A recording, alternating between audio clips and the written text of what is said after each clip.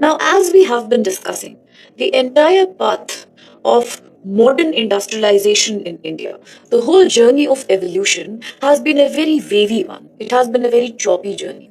And as we said, it can broadly be divided into the pre-independence era and then the post-independence period. And now the post-independence period, that is after 1947, could also be subdivided into the one that happened or the industrialization that corresponds to the 1991 period before this, and then when the new economic policy of 1991 was created, when Shri P.V. Narasimha Rao was the Indian Prime Minister, while Dr. Manmohan Singh was the finance minister. So, under the stewardship of these great economists, we had the new LPG liberalization, privatization, and globalization reforms. After this, the history of Indian industries changed completely. Now, why were these reforms needed and what impact, negative as well as positive, did they have, is something that we shall discuss in the post independence period.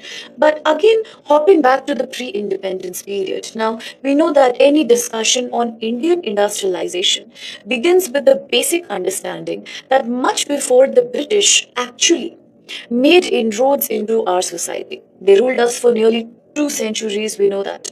But even before they made us into a complete colony, India had a very rich agriculture. We know that 85% population was dependent on agriculture. Although most of the villages were working and functioning like self sufficient republics, something very typical of what Gandhiji would always dream of, a self sufficient village economy. Whatever agriculture produced was being done, it was generally consumed by the people of the village. And then, of course, the village society maintained its own very simple division of labor that was based upon occupation, or as we discussed in the words of Emile Durkheim, a society characterized by mechanical solidarity. That was India for us. A society where there was a hereditary of family inherited occupation for different groups. In the village, you had the craftsmen, the handicraft making people, the goldsmith, the locksmith, the ironsmith, the people who will be the weavers, potters, and all the people, the real farmers, the cattle herders. So everyone did something to contribute to the society. All needs were met within the village. Either they would do some kind of a basic monetary exchange, or they would deal with each other in terms of bartering of their services, generally, also sometimes by exchanging crops. It was an economy that was fulfilling its requirement. But when the British entered India, and you know what did they do? In the name of industrialization, they actually created a deindustrialization of India. As I said, in the previous video. On the one hand, British made India as a free raw material supplier. On the other hand, they made India into a colony or a market of machine made finished goods. Now, naturally, whatever handicrafts were being made in India. Now, we also know that although India was primarily an agrarian economy with 85% of its population into flourishing agriculture, but at the same time, we also had a very good and a very successful handicraft industry. Precious stones, semi precious stones, silk, cotton weaving, pottery, these kind of things were so prominent and they were so prolific that not only were they rapidly produced within Indian society, they also had a very good demand overseas. Much before British colonized us, India was a very famous and a very successful exporter of handicraft and textiles from India. Now, what happened? The agriculture and the handicraft sector, that were our domestic sectors, they were both attacked by the Britain. Now, what British also did, they started imposing a very, very high export duty or a very, very high export tariff on Indian handicraft exports, which means the prices of Indian handicrafts rose tremendously in the foreign markets, which again meant the demand came down. They could not compete with the products that were being manufactured by British themselves. So, in three ways they attacked us, which is known as the deindustrialization of India. Destroying our self sufficient agriculture economy. Now, a very good question comes up here. How did they actually destroy our self sufficient agricultural village economy? Again, they did it through three things. The very first thing was the land reforms and the revenue system which they imposed upon us. In the garb of changing zamindari, Rayatwadi systems, they started imposing a very heavy taxation on Indian producers, Indian farmers, Indian agriculture workers. Ultimately, the strain of this heavy taxation came upon the agriculture labor and the very small farmers who could not produce enough to pay the taxation to the British. Zamindars became nothing but a middleman who would simply extract a maximum amount of revenue from the poor cultivators and pass it on to the British. Now, only few segments were becoming rich in the process. On the one hand, the British treasury was being filled. On the other hand, the zamindari, the new capitalistic class, was arising in India. But what about the poor farmers? Now, they were the ones who were bearing the cost of it, which meant agriculture sector was not flourishing anymore. So land revenue system is one way British hit India's agriculture. The second way in which they hit us in our agriculture was through commercialization of our agriculture. Now, when India's agriculture sector was completely self-sufficient and prolific, then everybody's needs were being met.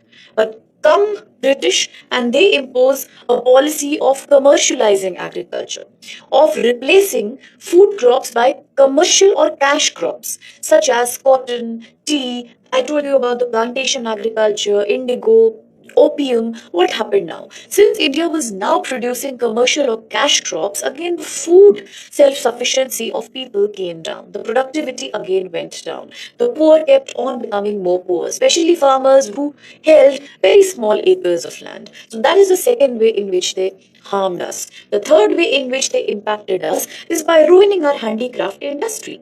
Now, when handicraft industry is completely destroyed, naturally the demand of agriculture products also comes down because handicraft industry uses a lot of raw material coming from agriculture sector. That was not happening anymore.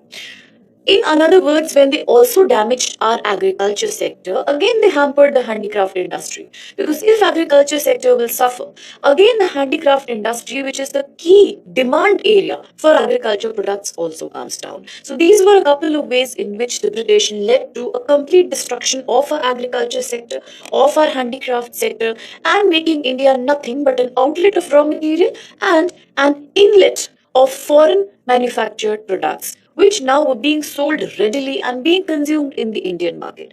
Now, believe me, this not only had a very economic side effect, but it also came along with a severe cultural impact. How it ruined and changed our cultural fabric is something that is even more interesting to research on. Now, in the whole process, India was suffering heavy losses, but Britishers never tried to do a serious estimation of India's national income, India's per capita income, because they were never really bothered about Indian economic growth. In fact, for the first time, it was the very famous Indian economist V.K.R.V. Rao who made an attempt at calculating the national or the per capita income of people in Indian economy. Now, by the time we reached the second half of the 19th century, India was depicting a situation where slowly modern industries started arising in India, but still the growth was very slow and very stagnant. While in the western part of the country, generally cotton and textile mills dominated, and these were owned by Indian entrepreneurs. On the eastern side, generally, we had the jute mills and the jute industry that was generally under foreign control. In this background, many Indians were also trying to establish industries, but they were not very successful owing to the exploitative policies and lack of encouragement being given by the foreign government.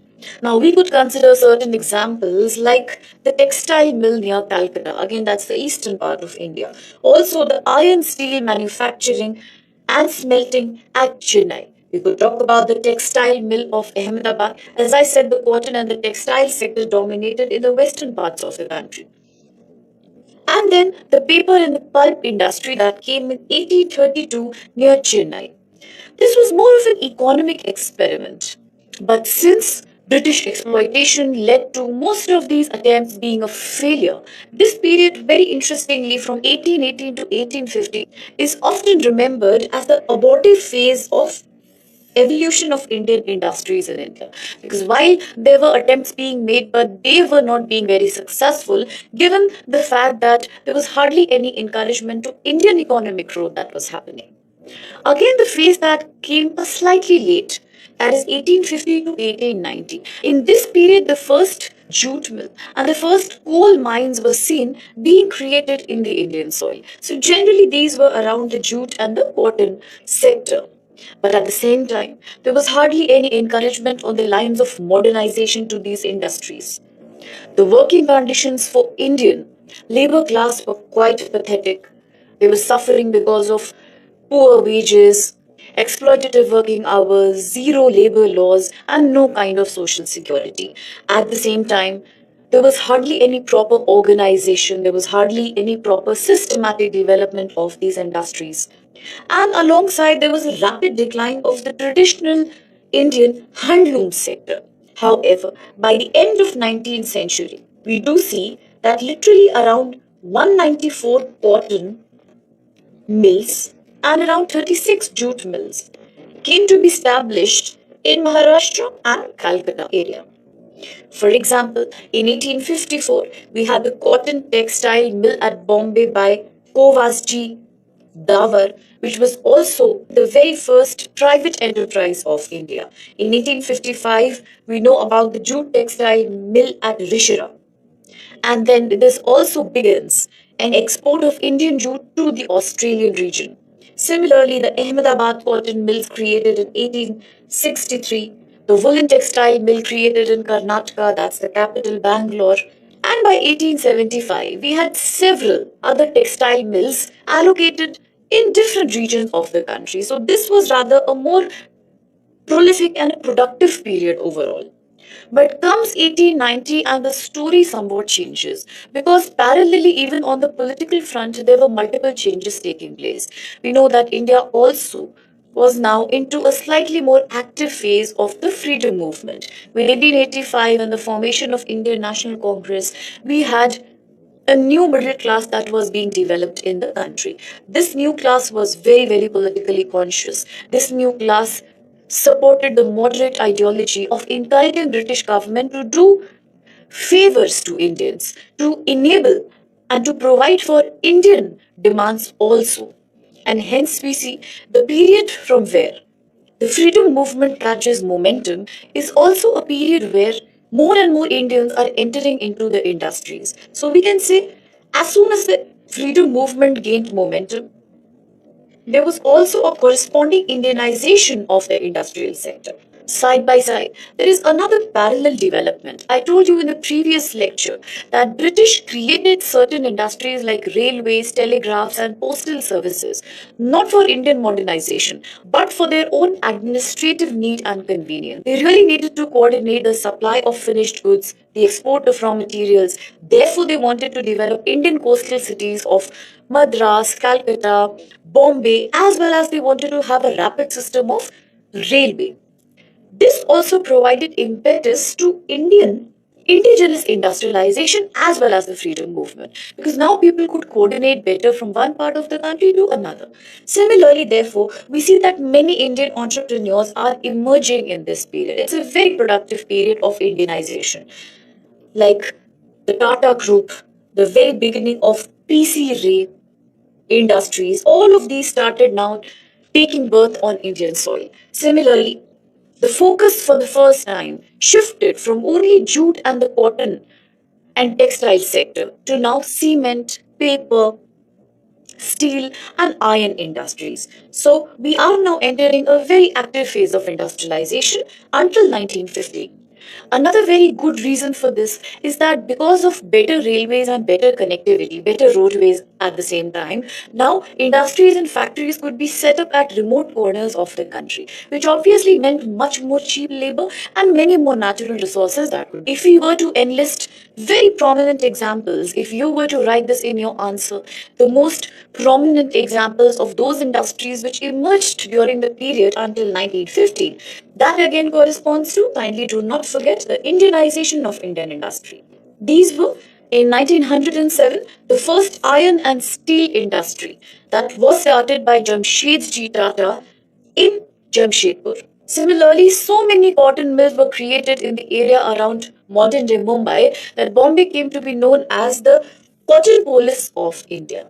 But as I said, nothing ever happens without a social consequence. You always believe, and I have told you this multiple times, that if any geographic, ecological, or economic, if any ecological or if any economic changes take place within a region, it always results in cultural and social consequences and changes. Always remember that kindly.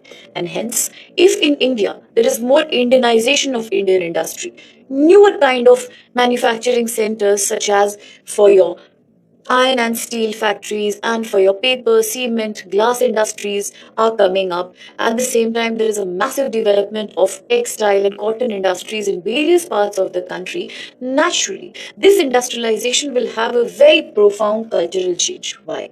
Because earlier, Indian society was stratified in a very, very rural format, in a very traditional Indian format. As I said, it was almost corresponding to the mechanical rural solidarity where villages still enjoyed the typical judge money system, where villages still enjoyed the typical caste based occupation stratification system. But now that India is becoming slowly industrialized, not only because of Britishers coming and creating railways and postal services, but also because Indians themselves are becoming the new industrialists or capitalists. In India, we also see a kind of capitalistic situation coming up.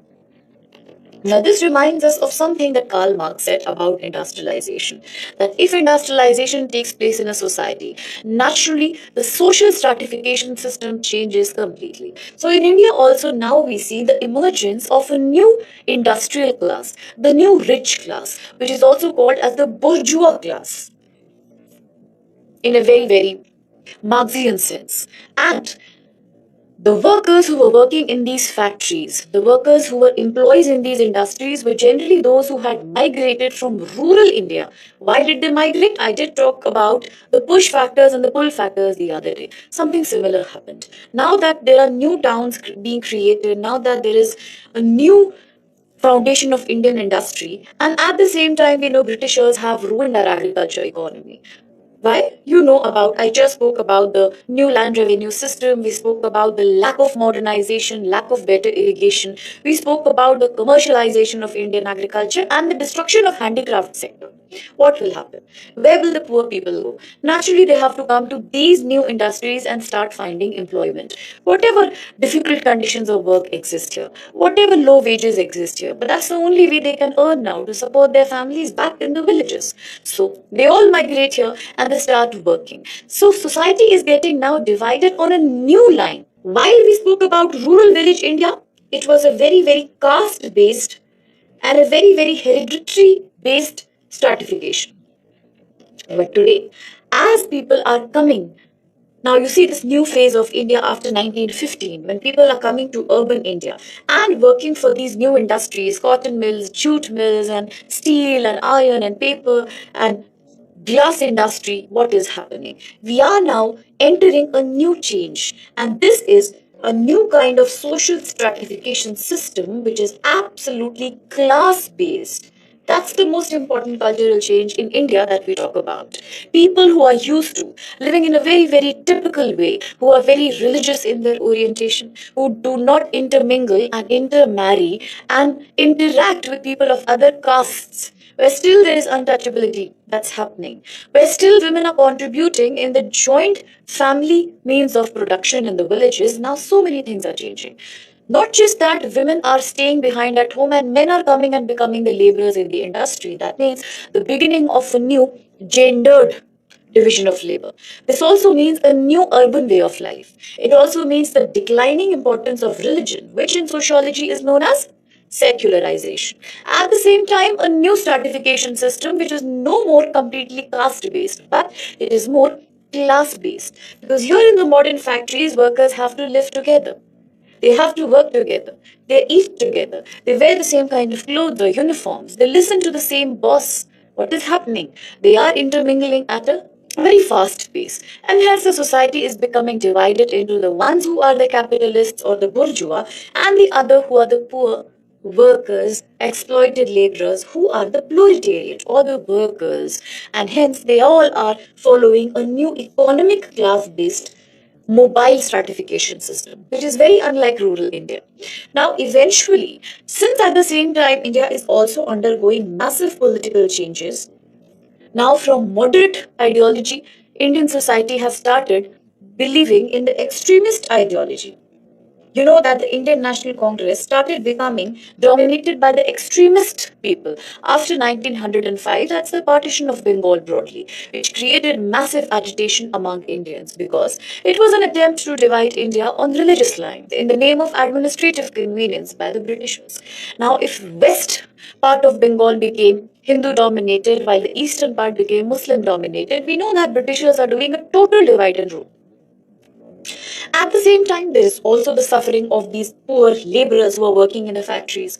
And hence, the national leaders found this a perfect opportunity to encourage these laboring class people for joining the national movement against the Britishers.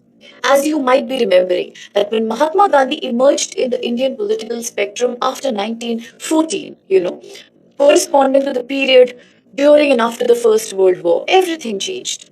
Before Mahatma Gandhi came into Indian society as a political leader, the Indian national movement was a very elitist, it was a very, very localized urban movement.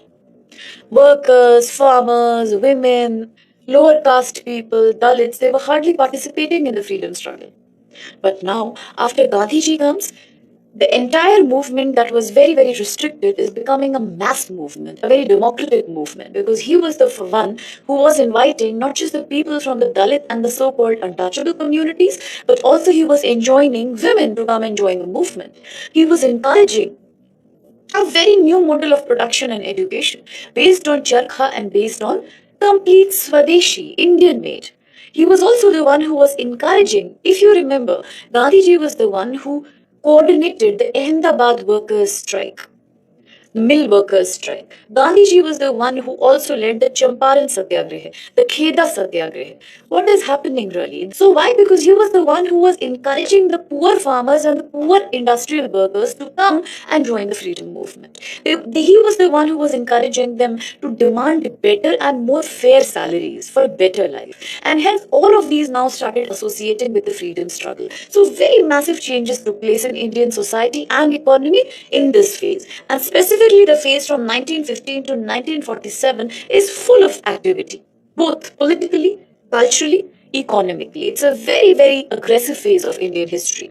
Now, when we talk about the economic sector, the First World War was just ending. Because of that, war created massive demands for more and more goods. People were in disturbance, people were in poverty, deprivation. Because of the war losses, the demand for goods increased, and this again boosted Indian industries. Why? Because if there is a heavy demand in the global market, Indian industry was ready to supply that. So, therefore, all the industries in India that were created immediately by the end of the First War period, they were known as war babies. This was the name with which we call the Indian industries which emerged during and immediately after the First World War.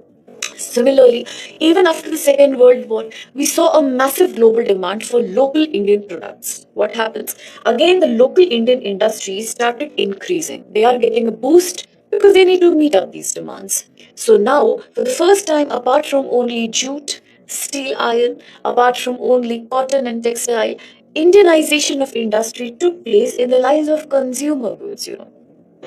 That's a very important development that we must remember. Apart from that, on the one hand, Indian industries are booming to satisfy the increasing global demand. On the other hand, Indians are actively participating and getting encouraged to participate in the freedom struggle. There is much more unity on Indian soil among people from different classes and different castes because of being mobilized due to the Gandhian ideology of fighting for independence. Now, at the same time, if we see a little bit outside of India, which is globally, there is a better institutionalization of trade that is happening. Sometimes people also refer to this phase from 1915 to 1947 as globalization 2.0 or globalization second wave. Because during this time, we see that there are better institutes and organizations which are being created across the world to promote a more fair, a more justified, and a more transparent system of trade and a better working condition for poor laborers. So these are some motives around which globalization started getting organized. During this phase, therefore, we see in 1919 the creation of International Labour Organization. India was also a huge participant in the creation behind the International Labour Organization, which spoke about creating just, even, fair, and transparent remuneration system of workers around the world to protect the interest of the proletariat and the exploited laborers. So many more labor laws came in during this period. On a very similar line, the Indian Fiscal Commission was created in 1921 to provide now for the first time some protection which hasn't been provided so far by the British. But now for the first time, due to the recommendation of Fiscal Commission, inspired by all these institutions like ILO, we are now seeing some protection being provided to the iron, steel, textile, cement, paper, metal industry of India. And hence, under this new regime of protectionism, under this new regime of labor laws and more institutionalization, we see industries like the disco, that's the very famous organization being created in 1919. Similarly, the Vishveshwarya steel plant was created in Karnataka in 1923. From 1941 onwards, we see heavy chemical industries being established in India for creating chemical products like the caustic soda, chlorine, bleaching powder, which have massive consumer and industrial usage. Similarly, another revolution was back in 1940, the creation of HAL, Hindustan Aircraft Limited, that was created in Bangalore by Walchand Hirachand. Similarly, metal industry like copper industry and electric equipment industries also started taking roots in India. Now, generally, we see a total change now as compared to the pre-British period. Because now we have more Indians in the industry. We have a much broader base of Indian industry from consumer goods to things like cement, paper, steel, iron, to things like aircraft manufacturing, to chemical products, to copper and other metallurgy equipments. Now India is moving towards a path of industrialization which is very, very diverse. Also, there is more realization and knowledge and awareness about labor laws and transparency. So while we are moving towards the national movement, we are also seeing much, much better development on the industrial front. Now, as soon as we talk about the independence period, now Britishers left a long legacy of exploitation, a very long legacy of deindustrialization behind them. So therefore, the post-independent phase of Indian industrialization again is very complicated and lengthy. To begin with, we need to see the very early part, which corresponds with the first 5 year plans, where more importance was given to agriculture actually. That's the 1965 to 66 period. After that, we see a period of rather slow growth in 1970s. And then we come back to the revival period of 1980s. Only to again realize in 1991 that we are having a massive economic problem. And what should we do to change our macroeconomic outlook? So that is something that we shall need to study. Now, immediately after the independence, that's 1947, and the years that follow this time, the very first industrial policy was created in India, named as the Industrial Policy 1948.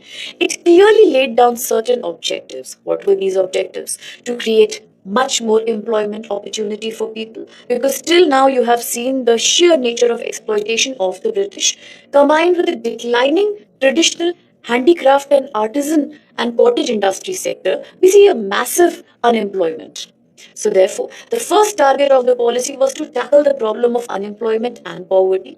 The second was to create a much better regional balance, because until now, industries were only located in few more important areas like the coastal areas, or, for example, areas which are rich in natural resources, the river deltas, or the mineral belts. But now the intention was to create a more balanced growth regionally. The government of India also started talking about promoting the public sector enterprises. Again, because if everything is privatized, then employment generation and income equality will not be taken care of, because it's only the government which can take care of social welfare. The newly formed Indian independent government, given its focus on social welfare and socialism principle, wanted to give more importance to the public sector. In the end, the target was to maintain self sufficiency of Indian industry. But when the first 5 year plan was created, more importance was actually given to Indian agriculture because the government did believe that majority population is dependent on the agriculture sector, and hence until agriculture is modernized, unless agriculture output is taken care of, then industrial sector will not be able to solve the problem of Indian population, and hence the importance on industry was completely missing during the first 5 year plan. But when the second 5 year plan was created, its main intention was nothing but economic development. Therefore, the second 5 year plan in India is also sometimes called as the economic constitution of India. For the first time, it gave massive importance to industrialization and employment generation in the industry. Together, Dr. Jawaharlal Nehru and P.C. Mahalanobis became the architects of this economic constitution because they were highly inspired by the USSR of creating a very socially equitable kind of growth without any income disparity. And hence, the most important things or the targets which were covered by the second 5 year plan were a rapid industrialization, specifically with impetus given to heavy industries. The second important aspect was the top to bottom theory, which is also known as the trickle down theory. Now, the trickle down theory means when certain more industrial areas are provided better development, better modernization, the benefits from here will slowly seep down to other remote corners of the country. So, the benefits of industrialization and economic growth will diffuse from the more developed to the less developed area. And hence, this was the trickle down approach that was envisaged here.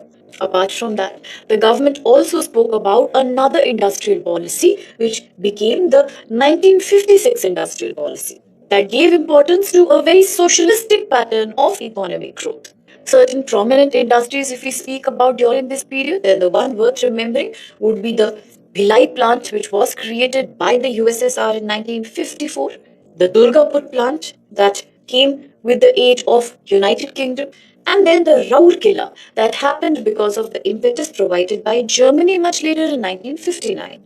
Besides these, the already existing steel plants were further modernized and expanded, and many more steel mills were created across the country. Now, this became the backbone for providing massive employment to people. Some other important organizations were the HMT in Bangalore, the Sindri Fertilizer Company, the Chitrandan Locomotive Workshop.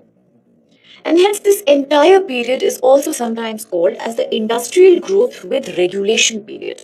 With the assistance of government on a very socialistic pattern for generating employment, the government created certain heavy industries. Now, the decade of 1970 is sometimes also correspondent with a relatively low growth. While immediately after the second 5 year plan, which gave so much importance to heavy industries and a very socialistic pattern of economic growth, suddenly by the time we reached the third economic plan period, the industrial growth seemed to constrict for a while. Primary reasons were agriculture was not very productive during this phase. At the same time, the number of poor people was rapidly increasing. Those who could not find employment in the agriculture sector and those who could not be absorbed by the industry. Now, illiteracy among people, the lack of willingness to migrate from rural to urban areas, and many other social cultural aspects could be also responsible behind this. The steady growth of population and public owned enterprises being characterized by bureaucracy, red tapeism, a slow and a very low level of productivity, lack of efficiency, all these contributed in further worsening the problem of economic slowdown. There was obviously a slowdown also in public investment. The demand for industrial goods obviously went down because of the shrinking of agriculture sector, poor management of infrastructure, all these together created conditions of the decade of 1970s becoming marred by slow industrial growth really. The much futuristic and the ambitious planning that was created by the industrial policies of 1948 and 56 and the second 5 year plan were not seeming to be very successful at this time. This also sometimes encouraged the government to think of or to reevaluate the growth of Indian industries. One very prominent reason behind this slow growth seemed to be too much government interference in the industrial sector. For example, it was known as the iron handed regulations, where the government has created so many restrictions, not just on foreign investment, not just on allowing a free flow of imports.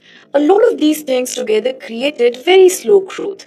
Too much government interference, as I said, led to overdose of bureaucracy and inefficiency. And at this point, it was also important to recalibrate. Where are things really going wrong? During the 1980s, some changes were envisaged. Because of the sheer changes that were created in 1980s, this period is sometimes also called as the turnaround period of the industry before the 1991 new economic policy. Suddenly, what changed? Why did the industrial growth slightly recover during this time? The biggest reason was realization by the government that too much interference is leading to inefficiency, and hence some regulations and interference from the government was stopped or curtailed at this period. Slowly but steadily, the process of liberalizing the economy, of bringing down the numbers of licenses, and too much regulations on private sector was slowly removed. This resulted in a tremendous increase of private investment, or private corporations now ready to invest in the manufacturing sector. This naturally resulted in a spike of economic growth. There was a much heavier import of capital goods. Again, this improved the efficiency of manufacturing sector. The government created a much more liberalized financial structure. The government also resorted to borrowing from international organizations in order to invest more in the Indian industries. However, these seemed like a very temporary solutions. These seemed like a very band-aid approach because it did not seem to cure the problem from within. There was a much more aggressive intervention that seemed to be required at this stage. Owing to the obsolete, the outdated machinery and poor technology, any further industrial growth was not looking possible at this point. There was overall a very big deficit of capital goods as well as raw materials needed for a more strong manufacturing sector. And hence, India completely sinked down into what is known as the big crisis of the 1990, which is also known as the balance of payment crisis, which the Indian government faced, wherein, due to excessive borrowing, excessive loan taking, the debt of the government increased to a very high degree. There was a massive physical deficit that was created at this point. The balance of payments was completely negative. The government was spending more than it was earning. And situation became so ugly that by 1990-91, the gross fiscal deficit increased from 9% of the GDP to suddenly 12.7% of India's GDP. At this point, somebody had to do something radical, as India was now importing much more than actually it was exporting. So there was also a balance of trade that was running negative.